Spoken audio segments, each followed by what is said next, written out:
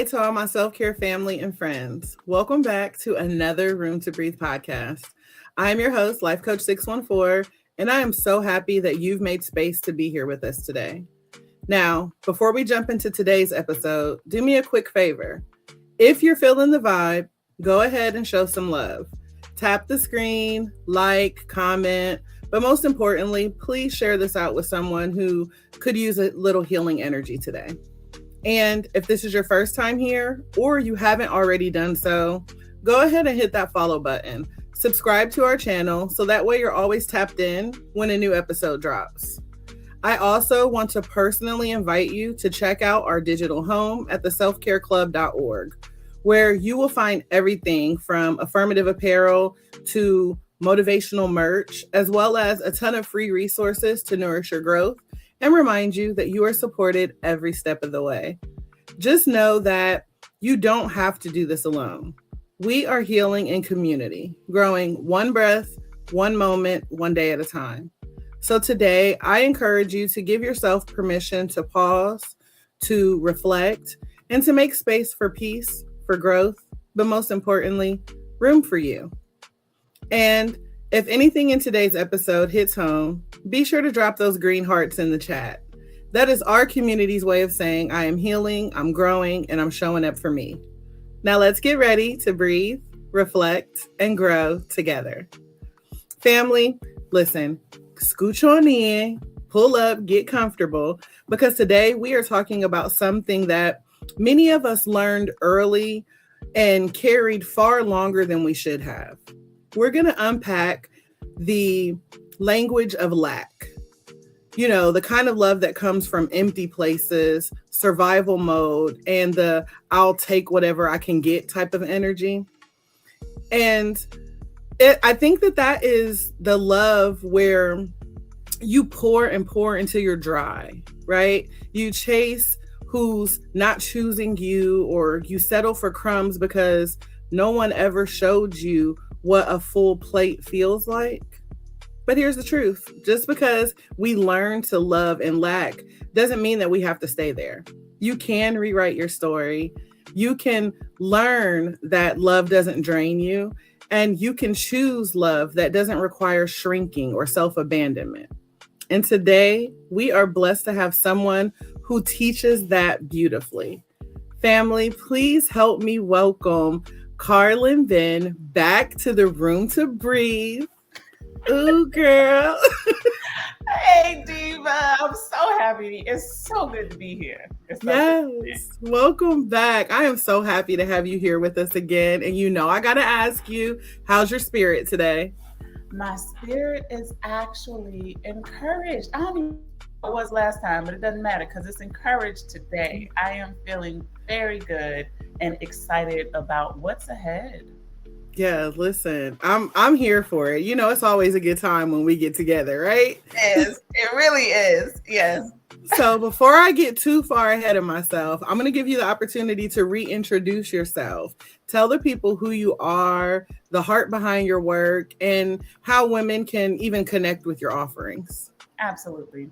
So my name is Karlyn, and I am a liberation strategist, psychotherapist, and speaker. So all of these things in one, with the ultimate mission of helping pour into women and allowing them, creating a space for them to be able to own their worth, step into who they are. And for a lot of us who we have always been, just haven't allowed to let that part of us shine, and free us from the bondage of societal pressures, the stories we tell ourselves. So that my work as a liberation strategist is to help free you and walk into really who you have always been meant to be. Yes, I love it. I am so here for it. So I think this is, I guess, just a good point to get to the heart of it, right? Because it's all about love. Love is the verb, right? So Yes, it is.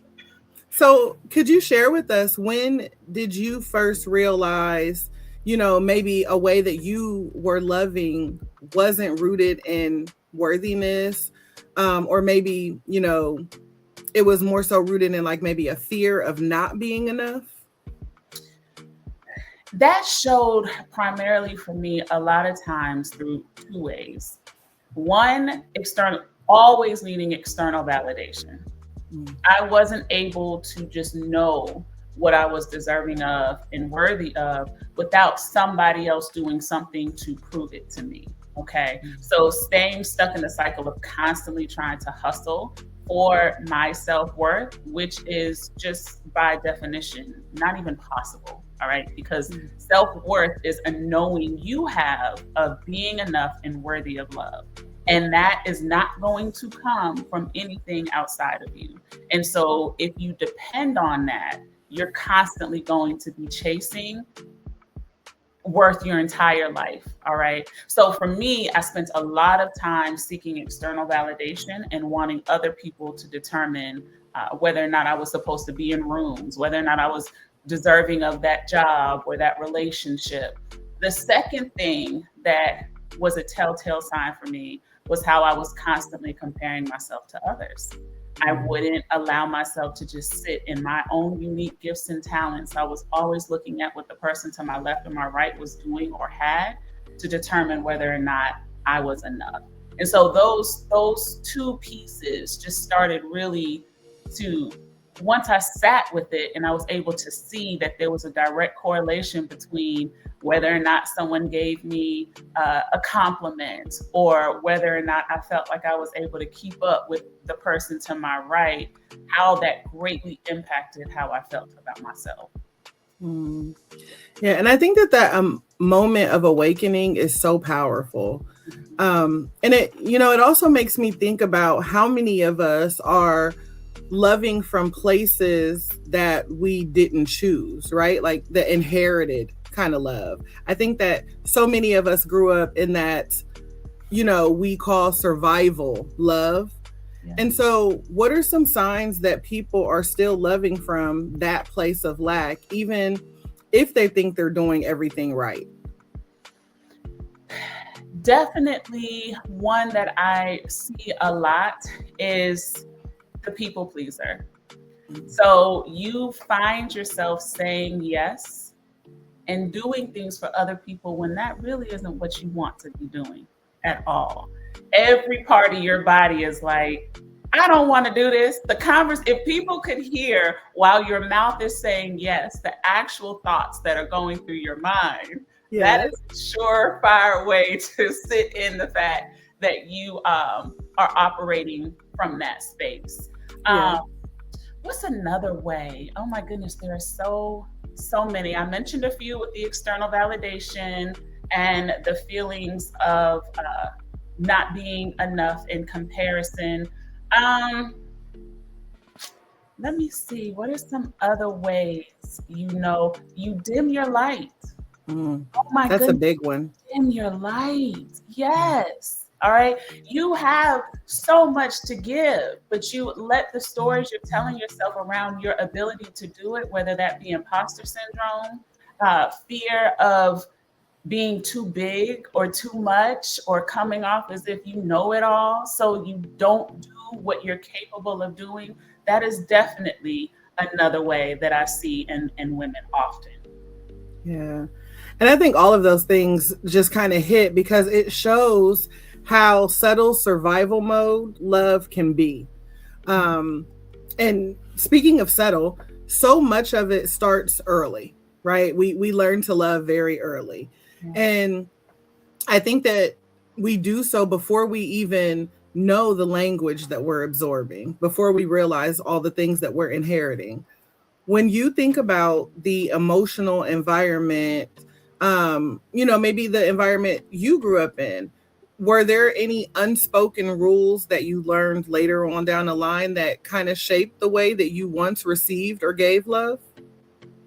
Unspoken rules that shape the way. Let me tell you.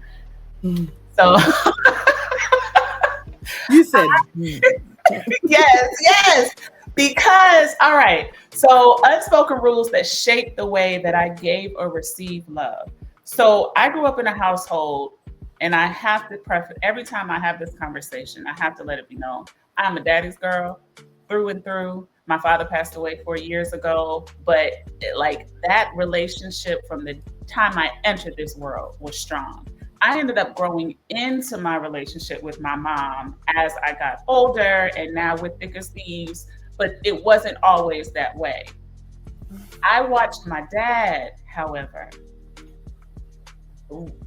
rake my mom over the coals, just totally disrespect her often.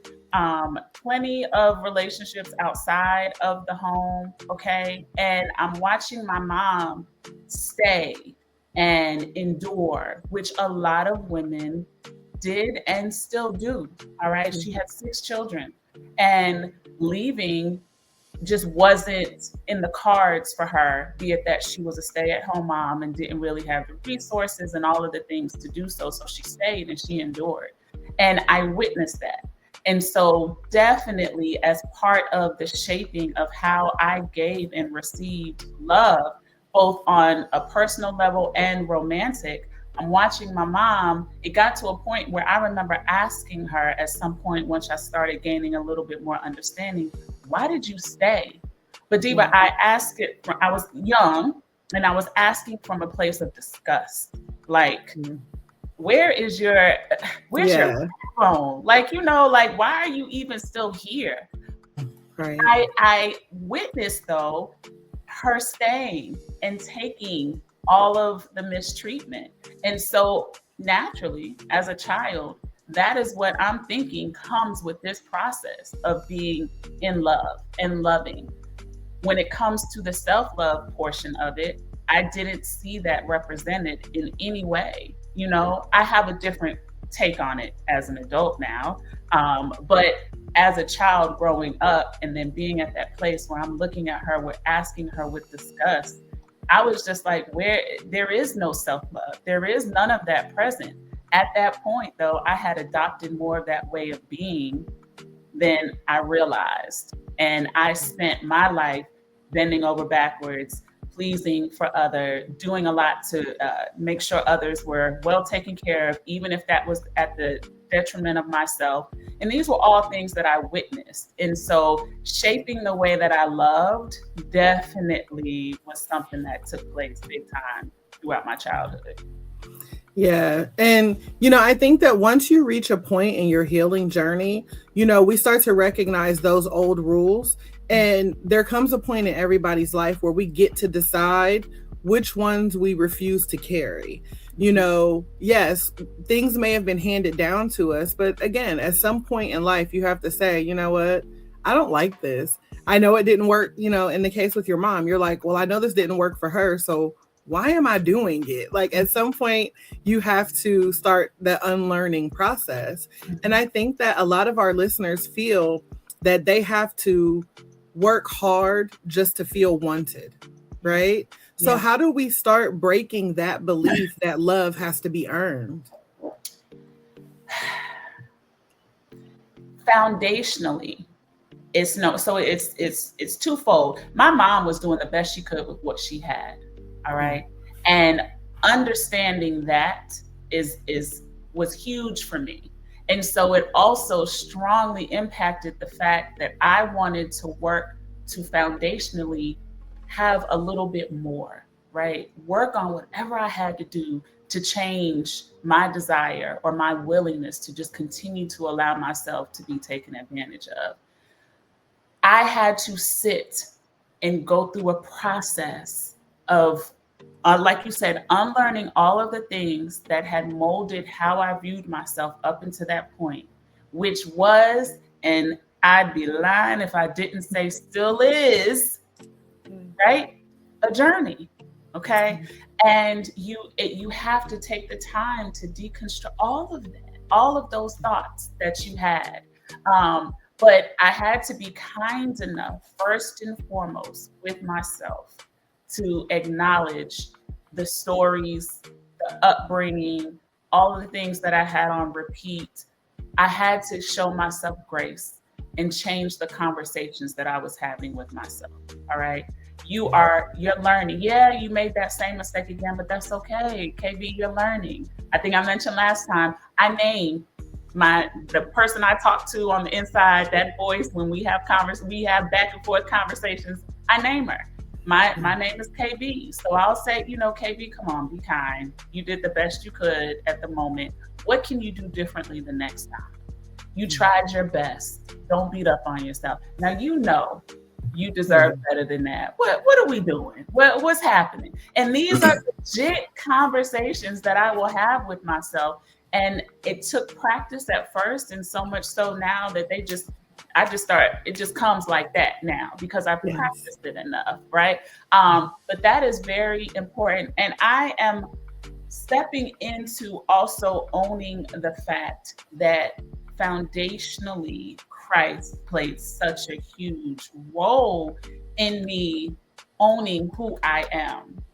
Yes. Once I could sit in confidently who he says I am, right? Knowing that his truth is the only one that really matters, that greatly impacted my walk as well. And so I'd be remiss if I didn't admit that piece of the conversation, because the two really do go hand in hand. There are times when stuff feels so beyond my power and my strength. And if I didn't depend on him for that, the journey can be a little harder, right? Not impossible. It would just be a little tough. Absolutely. Yeah. And I mean, you're right. Once you stop earning love, you get to actually start experiencing it. But I think that we all go through that. It's no different than our faith walk. Once you stop fighting life and you stop fighting, the idea, is there a God, is, all of these things, and you literally just start embracing it and you start, walking in your purpose, then you get to actually experience life. And love is the same. But I definitely believe that shift requires a whole new emotional vocabulary, because as it's written, when I was a child, I walked like a child, I talked like a child, but when I grew up, I put them childish things behind me. And so our vocabulary has to shift. And I know that you've talked about rewriting our emotional vocabulary in real life terms. What does that even look like? Like, how does a woman begin talking to herself differently? The easiest way is to imagine you were talking to a child or a best friend. The majority of us that beat up on ourselves, that are extremely hard, self-deprecating, we have such a compassionate and loving and caring piece of us for everyone around us. And we treat ourselves worse than anyone would ever believe, because what we exude doesn't reflect that at all. The way that we're able to pour into our neighbor, they would never imagine that the conversations we have with ourselves are so mean.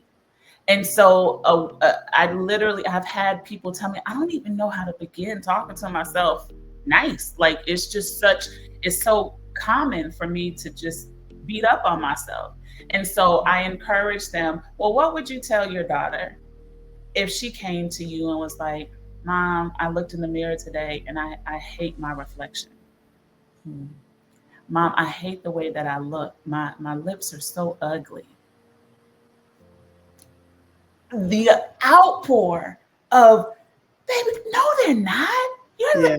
Like, it would come so naturally. And so starting there, pausing for a moment and recognizing, because a lot of times our mood shifts when we're sitting in a place of just beating up on ourselves. It doesn't feel good. And so you can use that as the first sign that something needs to change. More than likely, it's the conversation, it's your thoughts. Start there. Take a moment and pause. Wait a minute now. Name her. And then once you have the name, wait a minute. How can we say this differently? What would I say to my friend? If my friend called me right now and was really having a hard day, would I continue to beat her up and be like, yeah, girl, you probably shouldn't have said that. You ain't going to get that job, child. Let's go. You probably go ahead. You wouldn't. That's what you would do. So that would be my first piece of advice, is to start talking to yourself like you would somebody else you love. And we hear that.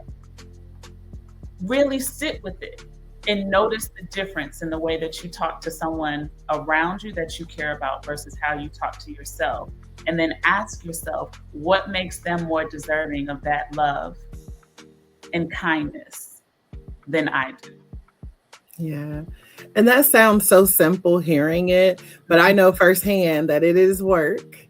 So we're not going to pretend that it's an easy thing to do, y'all, but it is not impossible because the word itself says I'm possible.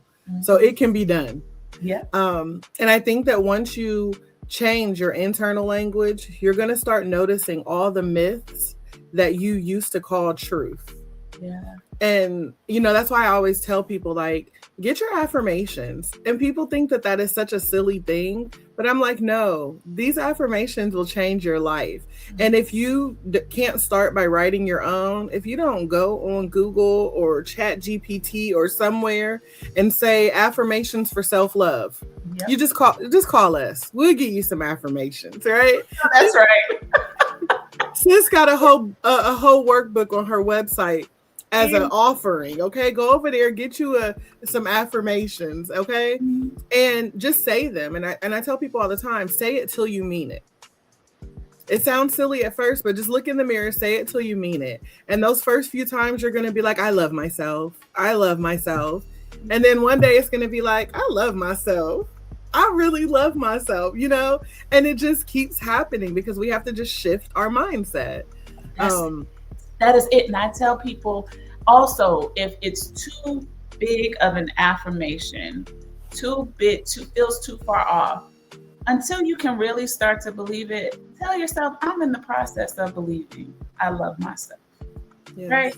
So then maybe you could sit with that a little bit easier than you can something else. But another part of that, Diva, that we don't talk about enough is the conversation around neuroplasticity and the fact that if you say it enough, you can rewire your brain. You can change your neural pathways. It's like walking on the same path of grass. If you took the same route all of the time, yes, that grass is going to wear down in that particular area. Let's say that area is the negative way we talk to ourselves. Well, if you decide, you know what, this path over here is too worn down, let me take another path. Let me go a different way. If you start walking on that pathway, the first time you do it, you're not going to notice much of a difference. Probably the 5th, 10th time, it's not going to wear yet. But if you keep walking that way, that pathway is going to start to change too. That's going to wear down a little bit as well. So don't stop with the conversations that you have with yourself that feel awkward at first, that are different, that you may not believe just yet. Don't stop having them, like Diva said, until you do. Exactly. And you made a good point. Break it down. Start with simple I am, statements. And you can just keep it simple. I am love. I am learning. I am growing. I am evolving. Whatever additional word that you need to add, just start with I am. Even if you have to look in the mirror and just say I am, because some of us just need to be reminded I am that girl, right? I am the one. So I am. It's as simple as it is. And even just those two words make a big impact on the way that you see yourself. Yeah. And so I know that if we were to take that even deeper, because some people live, in denial, right? Mm-hmm. So maybe we need to talk about this from the side where the love myths live, right?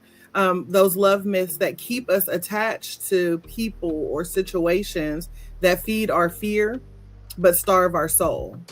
What are some of those common myths that you see with clients? In terms of, I know the first thing that comes to my mind is a relationship that isn't serving you. And we'll tell ourselves, I can't get better. This is the best I can do. This is the best I can have. Oh my goodness, but we're 3 years in. I've spent so much time here. I can't lose. I might as well just keep going.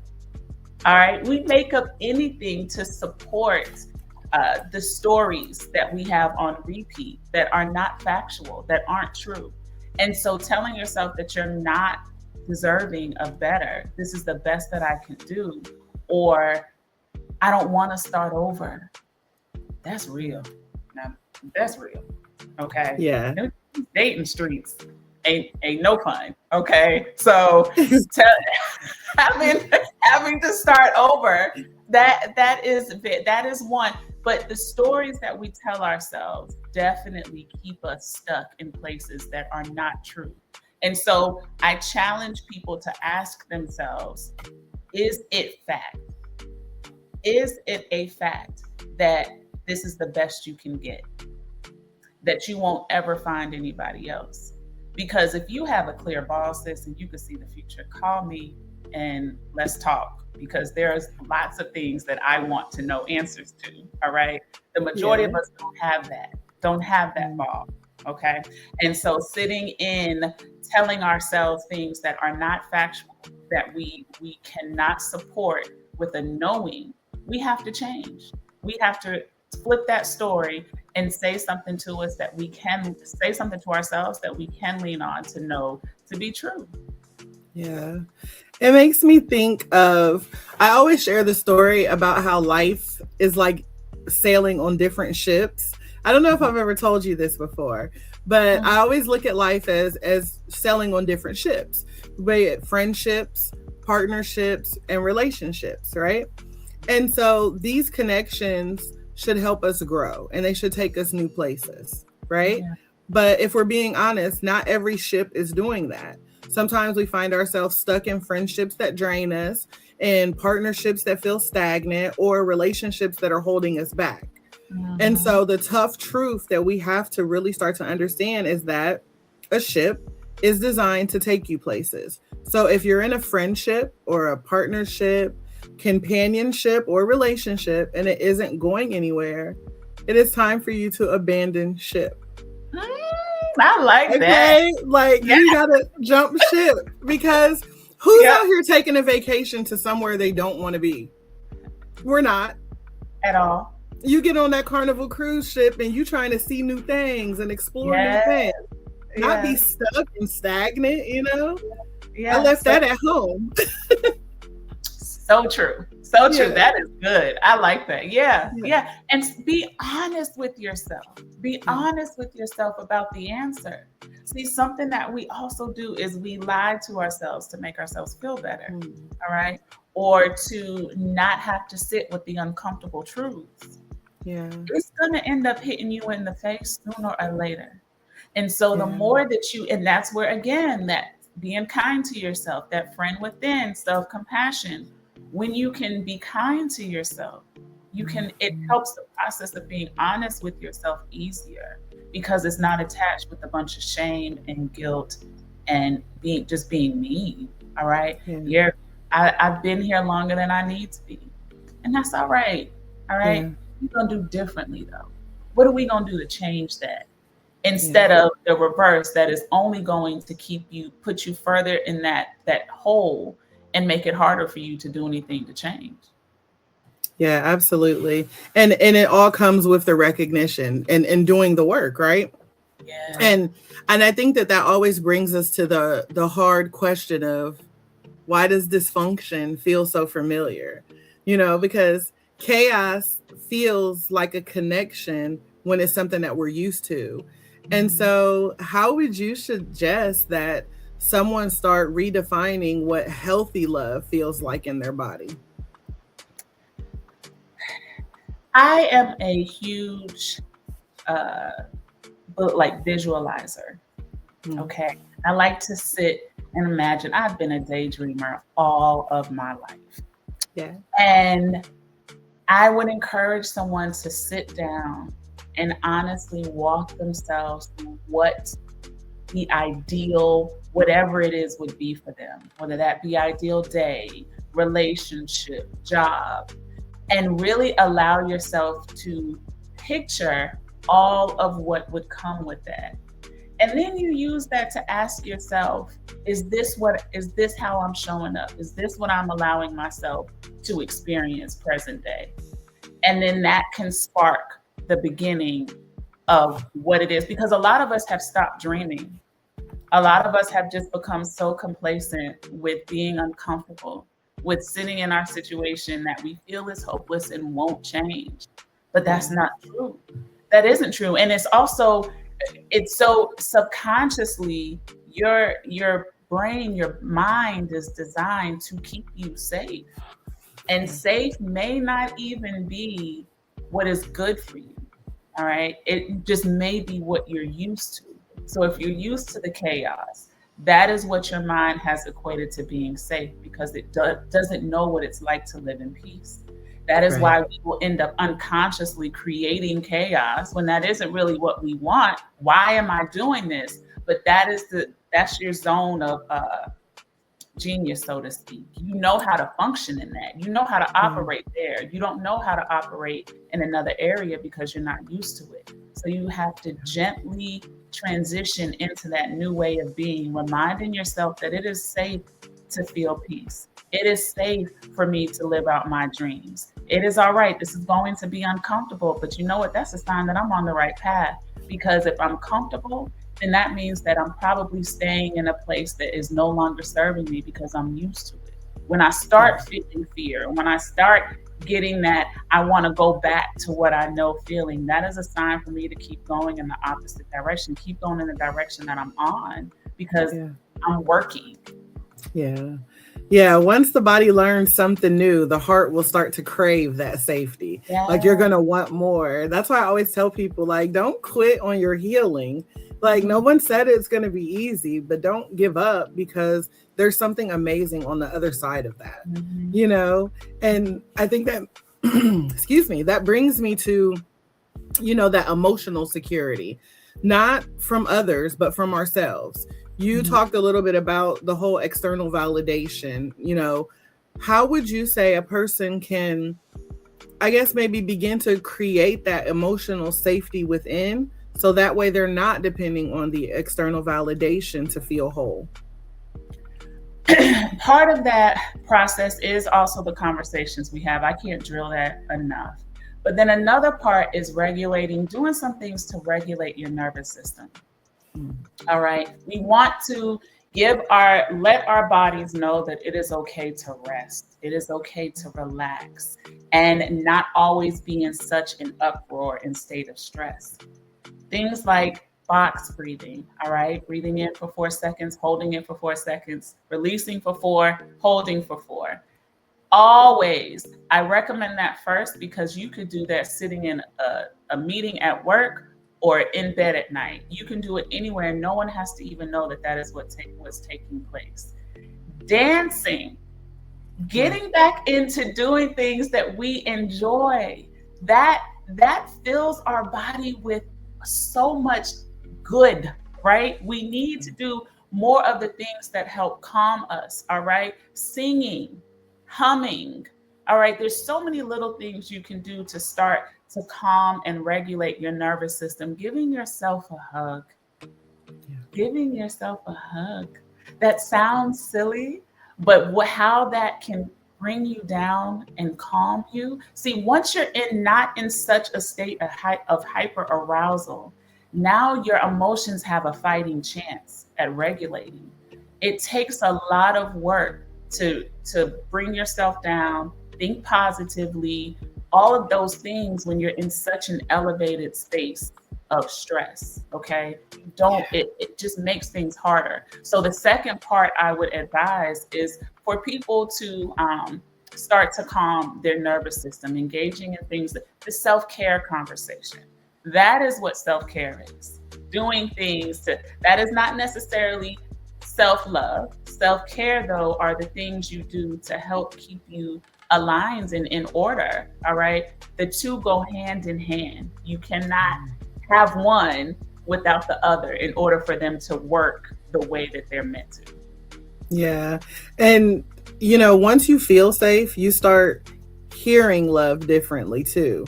You know, once your body says, oh, okay, I don't have to brace for impact. And so when your body starts to feel safe, you start hearing things differently.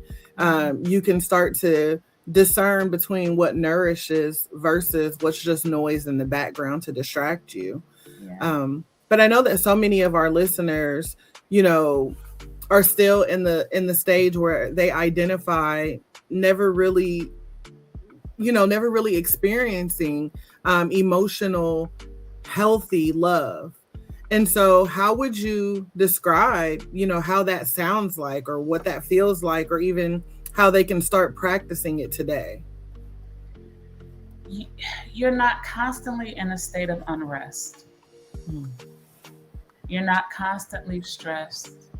You're not always sad, overwhelmed, beating up on yourselves. Healthy love, starting with yourself, is one that is uplifting, right? And that, I think, it can be hard to know if we haven't had examples. What will always lead the way, not that we need to allow to completely rule us, but we have feelings, emotions for a reason. They are guides. So allowing your emotions to help guide you is a great way to start to check in with yourself, even if you've never had a full example of what it's supposed to look like. I may not have an example, but I know that I don't need to be feeling sad all the time. I may not have a good example, but I know that I don't need to be full of just such frustration and rage all of the time. What is going on? What are some things that I may need to check in with myself about? Yeah. And practicing healthy love requires something that I think so many of us, especially Black women, that it's something that we struggle with, and that's speaking up without feeling like we need to shrink, or, like you said before, dim our light.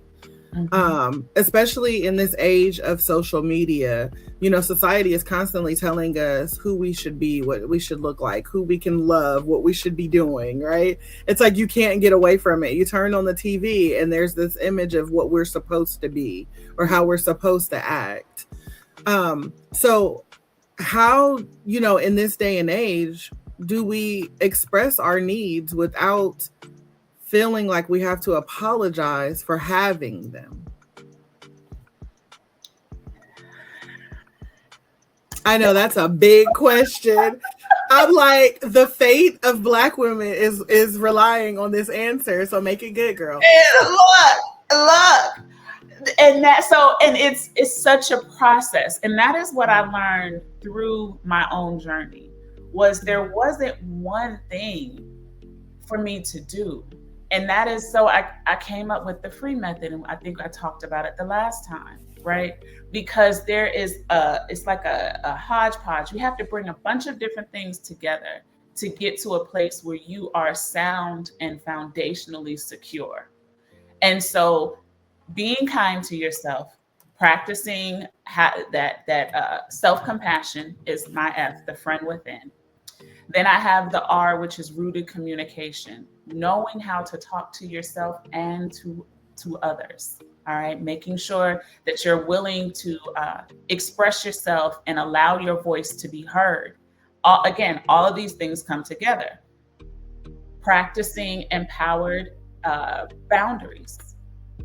Setting them, the boundaries are set for you first. And then you have to explore them with other people. You implement them with other people. It's the ripple effect. So I said, I'm not accepting phone calls anymore after 10 o'clock because I need to rest. So now when people call, like, I called you last night. Yeah, girl, I'm not taking calls anymore after 10 o'clock because I need to get my sleep. Okay.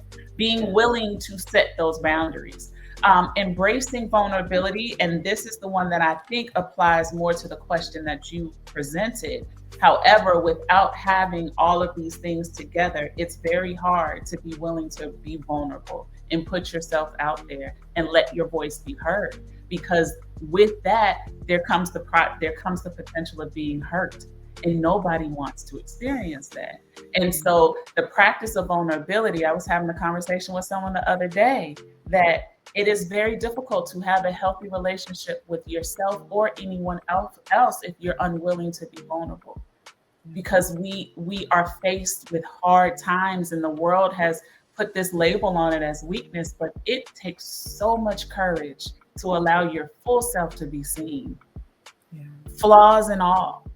And that requires you to be vulnerability, and we cannot continue to stifle the joy that we're longing to feel by continuing to sit in fear, because the fear will keep us from experiencing the joy, and the peace in between that we need to unlock is our willingness to be seen, aka vulnerable. All right, so you have that vulnerability, and then the last part is radical acceptance, and that is accepting things that have been hard, huge pills to swallow.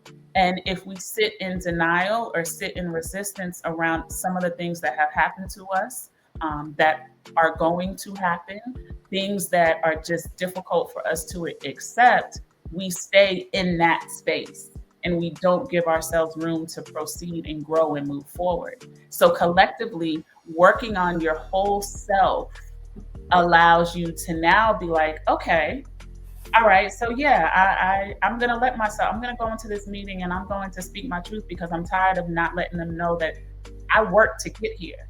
And so I'm going to say what it is that I have to say. I know that my communication isn't aggressive because my communication is rooted in assertiveness. So I'm not going to let you try to convince me that every time I open up my mouth, I'm an angry Black woman. That's not what this is. I'm not going to accept that anymore. I own that. Okay. I'm going to put this boundary in place when you ask me to do something that isn't, I'm not capable of doing it. We could maybe talk about another solution, but I'm not going to do that. And when you're able to know who you are, it makes putting that outward, it makes it easier to show that, to show up in that way. But you have to spend the time working on yourself in order to feel secure enough to do that. Yeah. And it also reminds me too that we have to understand that just like seasons change, our needs and desires and things like that also change. And that's okay.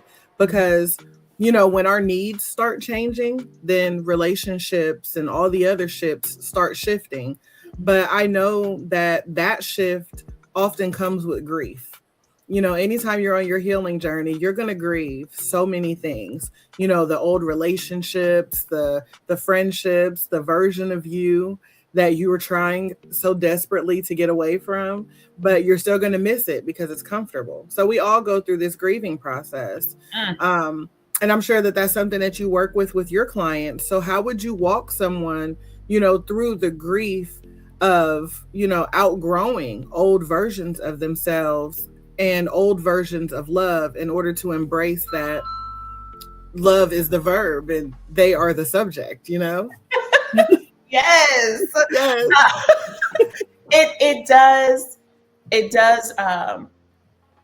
A large part of that has to do with a willingness to accept the fact that seasons do change. This is uncomfortable. I don't like it. This is a part of life. Being kind to yourself. What do I need while I'm going through this? Because this is really hard.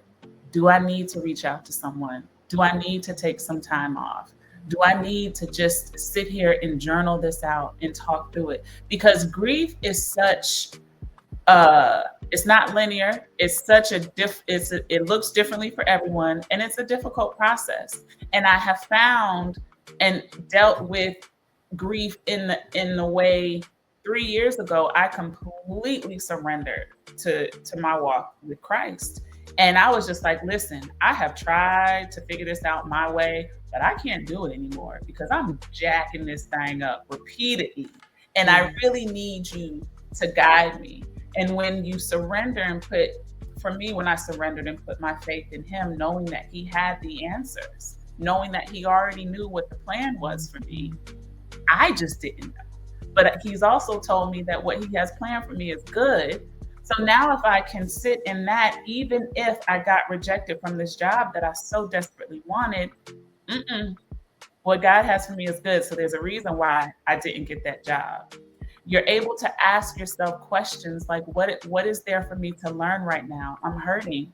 This is very difficult. But what is the takeaway that I can get from this experience? That didn't work out. What is something I could maybe learn from this instead of beating up on yourself while going through the process? Grief is real. it definitely grieving what I thought life was going to look like for me. That was a very hard thing in my mind. It was like, Lord, I'm surrendering to you. How come you're not making this easy for me? I'm finally doing everything that you asked me to do. I'm doing right.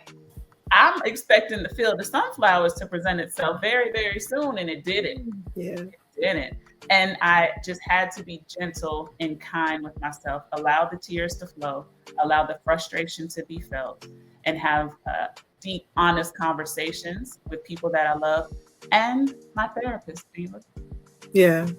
And my therapist, right? Like, yeah. you don't have to go through these things by yourself, but understanding that it isn't just you and it is part of this process is very helpful.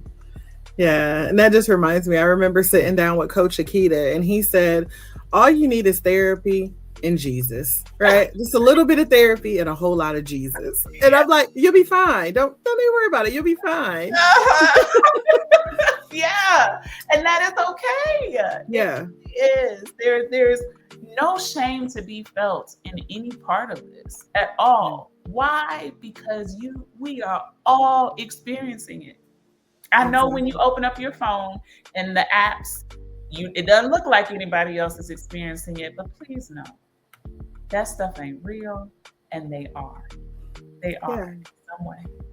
Yeah. And, for me, even, my story is very similar to yours. When I was on my healing journey, my grieving what I used to think was fun and interesting, all these things that I was giving up to heal, I think that my grief revealed the truth.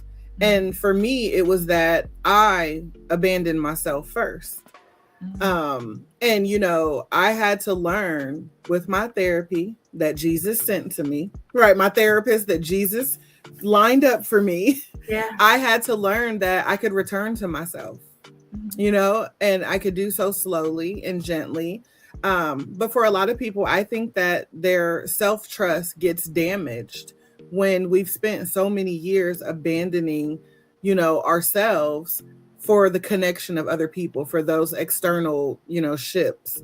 And so, what are some ways that you think that we can rebuild that trust within ourselves in order to speak the language of love, of healthy love?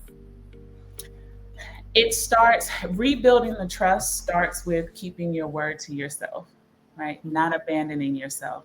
And I think we've made such a habit of lying to ourselves, even in the smallest of ways, that we can't trust ourselves. All right. Something as simple as, I'm going to get up and go walk tonight. We say it, our subconscious hears that, and then we don't do it. So now we're training our mind and our subconscious to just not believe anything that we say we're going to do for ourselves. So then we wonder why, when it's something that we really want to do, we're unable to see it through and show up for ourselves. It's because we didn't keep our word with even the smallest of things. So I want that to be a place that we start when it comes to rebuilding trust. Start by keeping your word to yourself. Keeping your word to yourself. If you tell yourself that you're going to do something, no matter how big or small, keep it. Yeah.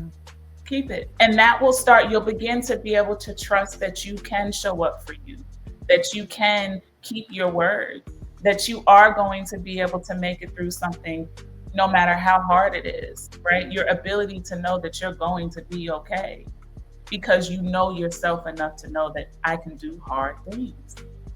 Yeah. Yeah, that's so good. Like it's what did we say back in the 80s? Word is bond, right? Yeah. Word is bond. You got to be a woman of your word or a man of your word, Yes. Yeah. So I don't know. I'm thinking like you've helped so many people, shift from surviving to receiving love, and it's ultimately about self-love. We're not necessarily talking about, oh, we're gonna get you a man, girl. No, this is self-love. Like it's about you first. And I think that obviously once you start loving you, love flows to you. So the relationship that you're craving, the more you pour into you and the more you love on you, that your partner will arrive. You'll get your man, girl. Don't worry. I can't tell you when. We don't know the dates. Okay. Yeah. We just know what's for you is for you. And if that's what God has for you, we know he coming. Okay. So, but I would like for us to be able to leave, our listeners with maybe a piece of work that they can start practicing today. So is there maybe like a specific tool that you use with your clients, something real and hands-on that helps women release that fear-based love and start to really rewrite their emotional vocabulary in a manner that feels safe and nourishing and doable, like right now? After this episode, they can get to it, no excuses. My go-to is always going to be self-compassion. Right? It has to be, because you mentioned men, but it is applicable with siblings, parents, co-workers. It is so easy for us to sit in a place of being mistreated when you mistreat yourself first. It's all connected. Being used to that type of behavior. If you don't, I've heard people say, someone curses at them or something like that. My mama don't even curse at me, right? It comes off so naturally. You won't let somebody else do something to you that you don't even let your mama do that you love. Okay? She loves you. She doesn't even curse at me, so you're not going to. So imagine what takes place when it comes to the type of treatment you allow yourself to receive. If you're able to sit in such a place of admiration and love for yourself, that you are not going to allow somebody else to mistreat you, right? Because you don't treat yourself that way. So you can't do that. And that starts with the conversations we have with ourselves. And so the process of recognizing it can be a little challenging when it's become your norm. So I want you to pay close attention to your feelings throughout the course of the day. If you start to notice your mood shift, I want you to stop and catch the thought. What am I thinking about right now? And you have to be aware, you have to be dedicated to this process and be aware of the emotions and what it is that you're feeling. But what am I thinking at this moment? And then I want you to change it. In that moment, stop it and change it. That's the process. Catch, stop, and change. All right. So catch it, stop the thought. Wait a minute, we're not going to do this. And then change it with something and into something that you would tell somebody else that you love. And that has just it has to become second nature. I will literally be doing something in your thought, because your thoughts will go there. You don't have to give the thought permission to enter your mind. It's once it's there, what do you do with it? And we really have to start by being kind to ourselves first in order to truly experience the ripple effect after that. Absolutely. Listen, I'm so happy we've had this conversation today. Like, I done learned something. I definitely love the catch, stop, change. Yes. I'm adding it. Consider it taken. I'm going to share it. Then I'm going to tell them where I got it from so they can go on and get them some more. But I've never really heard it worded like that, but it makes so much sense. And, even coaches need coaching. We get into our routine and then it works. And so we stick with it. And sometimes we need another coach to be like, oh yeah, because this is what I'm doing. And I'm like, oh, I'm over here like, she just blew my mind with the catch it, stop it, change it. And I'm like, you're absolutely right. As soon as this show ends, I'm finna go change some things. Old Helen is gone, y'all. Nicola, I can't wait to tell some. I was doing this podcast with somebody and she described ships and it just made so much sense, right? Yeah. If it's not taking you. So that's why I thank you for what you're doing and the platform that you have and the conversations you create, the community. We need it. We really, really do need it. And it does. All of this sharing, you just apply one thing and it can make such a difference. So just thank you for what you're doing as well. Listen, thank you. Okay. Like, I would be sitting here talking to myself like I do every other day if you didn't show up, you know. But I think that it is really good, you know, because I am a firm believer in healing in community. Yeah. For me to start to bring in the voices from the community. And, you know, when I connect with someone such as yourself who has your own platform and your own community, then we get to merge communities. Mm-hmm. So, you know, I get to let my friends be your friend, meet your friends, and, you know, things like that, because we all have something to share. Yes. God has blessed each and every one of us with some message to share. Some of us are just too afraid to share it. And so if it takes us getting together for an hour and having some girl talk while we're recording, I mean, y'all take what you need, you know? Yes. I love it. It. Now, before we close out of today's conversation, I want to give you the floor to let the family know how they can stay connected with you. Maybe share your coaching work or any projects, you know, that you're offering that can support women on this journey to rewriting, you know, how they love themselves. Absolutely. So the biggest thing, and look, if you don't remember anything else about me, you're going to remember that. That's that lady that all she kept talking about was being kind to yourself. That is exactly it. That is me. That is who I am. And that is the one thing that I would like to share is I have a Friend Within course, as you see here, that walks you through 4 modules of how you can really begin practicing the journey of being kind to yourself first. Because being mean is second nature, but it doesn't have to be. And so this gently walks you through the process. It comes with a workbook that allows you to implement what it is in real time that I am teaching. There's also one-to-one coaching available, but you can find me at loveistheverb.com, and then TikTok and Instagram, the same, Love is the Verb. But I look forward to connecting with some of you for sure. Yeah, so y'all don't be no stranger, okay? Go reach out to my sis. And if it's easier for you guys to hit up our website at selfcareclub.org, she's already posted there. Y'all just go to the community hub, you push the button. I took the guesswork out of it, so y'all have no excuse. Okay? Y'all know how I am with my tough love and accountability. Y'all have no excuse not to go get y'all some love from Karlyn, okay?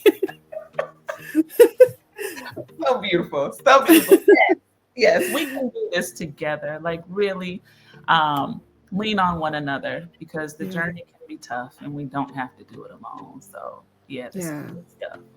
Yeah, and I'm so happy that we get to do this together to show people that, you know, as women, especially as Black women, that we can offer similar things and not feel scared or nervous that you're going to dim my light. If I tell people about you, they're not going to go to you.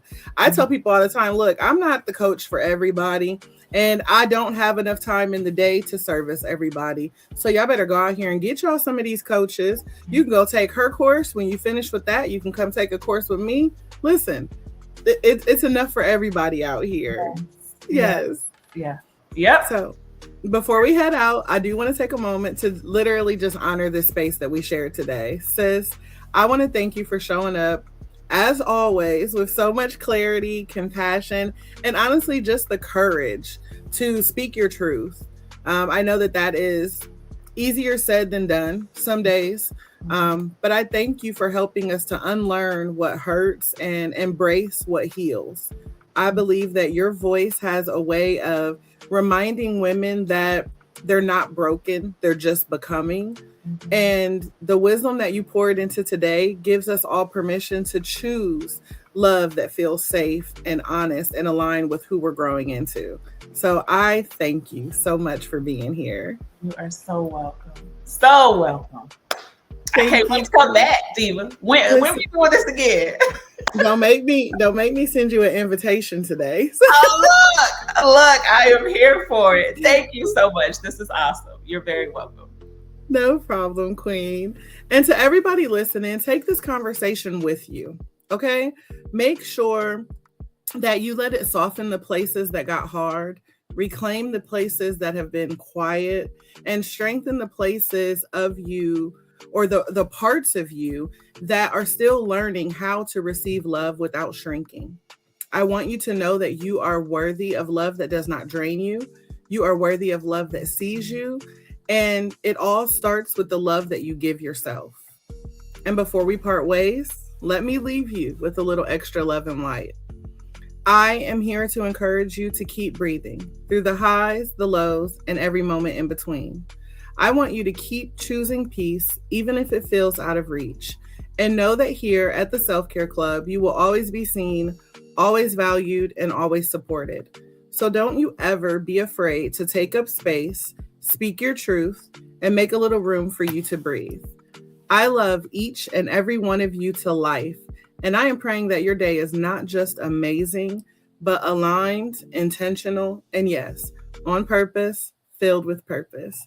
This has been another Room to Breathe podcast, and I cannot wait to connect with you all again soon. Thank you.